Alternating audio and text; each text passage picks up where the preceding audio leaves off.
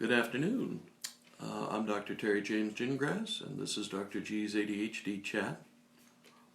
And we're the show that's trying to make the world safe for ADHD. I am a clinical psychologist and neuropsychologist in private practice. A large part of my practice is ADHD evaluations and treatment. I am also the parent of an ADHD child. And I think pretty much every week I have said, because of when I was an ADHD parent, we didn't know very much about ADHD at the time. And so I sort of make a comment about, so I probably made just about every mistake you can make parenting my ADHD child. We just didn't know. We were kind of stuck in the behavior modification realm with child raising in general, which is, reward what you like and punish the behaviors you don't like. Needless to say, the ratio of positive to negative tended to not get any better with that approach, shall we say. And also, I do a lot of evaluations of adults who have ADHD, but have just never been diagnosed or never treated. And I've noticed three basic reactions that people get. One is they're relieved. It's like, oh, thank God, I knew there was something different, but I didn't know what it was. Now I know. Now I can, and which is probably the healthiest response. Then there are people who get tearful and depressed. Usually it's regrets about the times they've wasted and, all the troubles they've been through, the 3 marriages and the 6 jobs they've been fired from, and so on and so forth. And, of course, that's not a very positive sort of response to the information. And then the ones I'm most interested in talking about now are the ones who just get angry. Why didn't my parents, why didn't my mother, why didn't my father, da-da-da-da-da.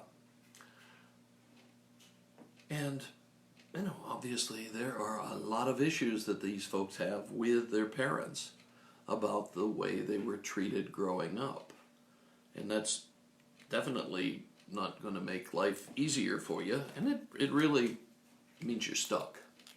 Okay, either the regrets and tearfulness or the anger and frustration mean you're a victim, basically. And victims, it's hard to win if you're a victim. You have to get yourself out of that modality. Anybody who first identifies themselves as a victim has a horrible time taking action, because victims, by definition, are powerless. Things happen to them. They don't control things. And that makes it a hard one to get out of.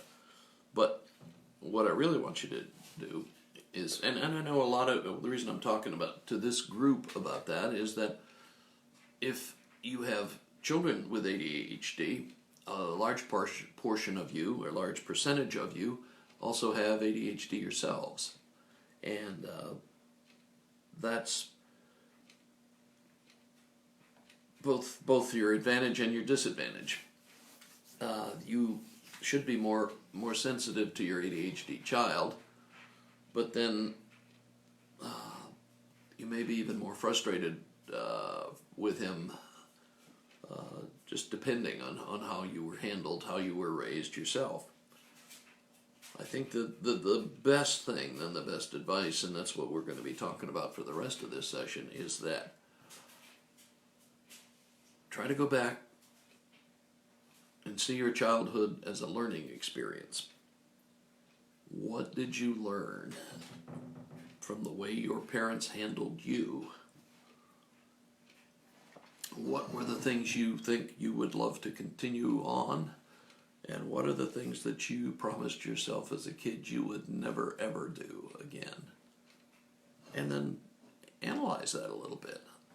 Look at the difference in the two and try to figure out why the ones you despised so much were so despicable, and why the ones that, the events that happened that you think of as positive, what was the difference? Why did one please you and the other displease you, or frustrate you, or what? However it displeased you, but obviously it did, because that's probably the stuff that's going to make it easier for you with your own ADHD child. You have to learn from these things, because basically you're writing your own book on child rearing, okay? Raising an ADHD child is a difficult process. I stumbled over process because I don't know if that's the right word, but excuse me, raising an ADHD child is not as easy as raising a neurotypical, as we're calling them nowadays, basically a kid without ADHD. I have two of those, and I have one of the other kind, and I'll tell you, raising neurotypical kids is a piece of cake. You pretty much can tell how they're going to respond. Their patterns are way more predictable. It's just easier. And they also respond to all that stimulus response stuff, all that, punish the bad, reward the good kind of thing. They respond to that. And they don't want to get into trouble, and they work hard not to get into trouble by and large. ADHD kids, not so much. One of the bad things about ADHD is it's more internally driven than neurotypical folks. Neurotypical folks respond to the outside, to what the teacher says, to what the parent says. ADHD kids are more internally motivated. They're responding because that's the way they're thinking about it, and that's, by God, what they're going to do about it, and it doesn't really matter so much what you say. But that's what also makes them the kind of folks who blaze new trails, the kind of folks who are more likely to change the world than folks who are basically kind of let the world determine a whole lot about their actions and their behaviors. Okay, so I'm not going to say every child out there with ADHD is going to change the world, but a sizable percentage of them do, in fact, do things that change the world. The Teslas, the Bransons, the Jobs, that's Steve Jobs.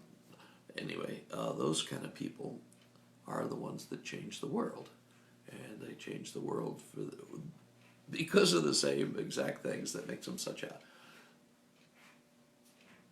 problem when you're trying to discipline, and when you're trying to make sure that nothing bad happens to them and all that other stuff. That same persistence, that same, this is the goal, this is how I know I can solve it, I'm going to keep going no matter what.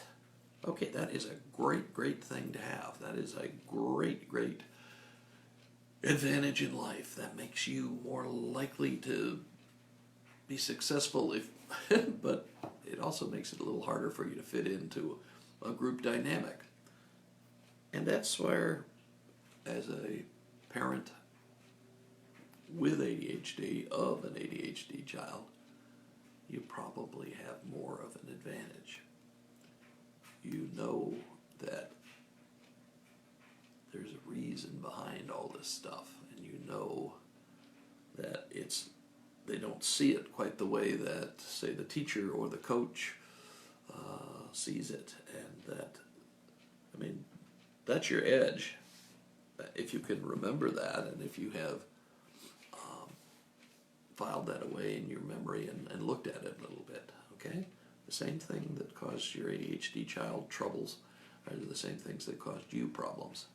So you need to look at that, you need to learn from that, and you need to use that information to help with taking care of your son or daughter. And sometimes it's not easy. Sometimes it's hard to look back and not have it. Your memory is tinged by all the emotional, Sturm und Drang, as they say in German, the thunder and lightning kind of things, that are the emotions that are associated, particularly with things that happen to you in adolescence. But that's also where the most valuable lessons are. Okay, so then your pain, your frustration with not being allowed to, take guitar lessons when you were a teenager, and everybody else, it seemed like that you knew, was taking guitar lessons, and your parents, by God, or at least your dad, by God, was not going to let you take guitar lessons. You were going to play a band instrument, and no matter how much you begged and wheedled and da-da-da-da, the angrier he got or they got, and you remember that. You remember that with some pain. Think about that with your own child, because there are people out there who actually manage to make a living with a guitar. A lot of them. Just like there are people out there who are starting to make a living with playing video games. As much as some of us are either totally clueless about video games or really fearful of them or really resentful of them, whatever, they are part of your child's world. And so you have to have a reasonable response to those video games. And it can't be just, well, we didn't have them when I was a kid, we didn't do it when I was a kid, you couldn't have made a living when I was a kid. Because now you frankly can make a living just playing video games. Silly as it sounds sometimes, if you look at it a certain way, it's still, you can make apparently a fairly decent living with video games. And of course there are other things, like how much time on an iPad do you need, really? Well, I don't know, but I know the hours that the average person is on some kind of an iPhone or tablet or cell phone. I guess I don't need to be too Apple-centric, but that's the equipment I use the most, and basically because it's easier to use for me. But that could change too. And anyway, that's not really the issue. The issue is that more and more our kids are on electronic devices, and indeed have to be on electronic devices because teachers require them to be on electronic devices and school systems require them to be on electronic devices. And anymore, you can't get through college without being able to access the college's website and your particular class's website and so on and so forth. I mean, I know most people now who go get a college degree take at least some percentage of their courses on the internet. So they're never actually in the classroom. They're just, watching the professor's lecture that's televised, or what we used to call televised. It's videoed, and they take the tests, they turn in their homework, they get their homework assignments, they get the extra reading, all of it over the internet. And they don't do they don't have to do nearly as much research as we used to have to do back in the old days. And you can say, well, that's just, they don't have any discipline. They don't need as much. I mean, when I was in grad school, we spent hours in the library researching, actually going over physical books, journals, reading them, taking notes out of them, because that's the best technology we had.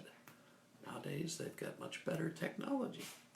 So you, as a parent, have got to be a little more flexible about all those sorts of modern things than your parents did. And you can look at the way your parents maybe didn't handle progress and see what you can do to do better. See how you can make it better, more logical, more understandable. And you can also understand your child's objections to certain things better, perhaps, than somebody who was not an ADHD child. I don't know. The odds are, if you have an ADHD child, one of you, either your spouse or yourself, has ADHD. I mean, there are some possibilities, but the heritability index is like 85%, okay? 85% is incredibly high heritability index. And the point is not so much that whether it's inherited or it isn't, but the probability that one of you parents was raised as an ADHD child, whether you were ever diagnosed or whether you were ever treated, or how much of a struggle you had growing up and making it into whatever position you're in life right now. You have valuable information that can help, because you should really understand what your own child is going through, and understand that the biggest gift that you can give a child is that he has self-respect and self-confidence. Okay, the worst thing you can do is raise them thinking there's something wrong with them, that they're defective. That is a real killer. Expectation of self is probably the most powerful characteristic of people who are successful, is that they have high expectations and they think they expect themselves to meet those high expectations. And your job as a parent is to raise your child to have the confidence, to have the self-confidence, the self-respect, and the expectations of self that he or she will be able to be successful at whatever, in spite of whatever. Because, I mean, that's what you really need with it. If you're an ADHDer, you need to be able to get up after a spectacular mistake and recover and go on and still be confident that the outcome will be good. Okay. That is my little rant for this week. Oh, and remember, forgive your parents. They were doing the best they could, okay? They may have handled it all wrong. They may have been too angry. I don't know, but they were probably doing the best they could and trying the best they can. Thank you for that little thumbs up. But it's one of the things that's important for you to grow up and grow on with your life, is that you have come to grips with your own parents. And I think, honestly, that's a big issue for all of us. We spend most of our lives trying to make sense of our parents. And when you can do that and when you can forgive them, it makes it a lot easier to do your own job as a parent.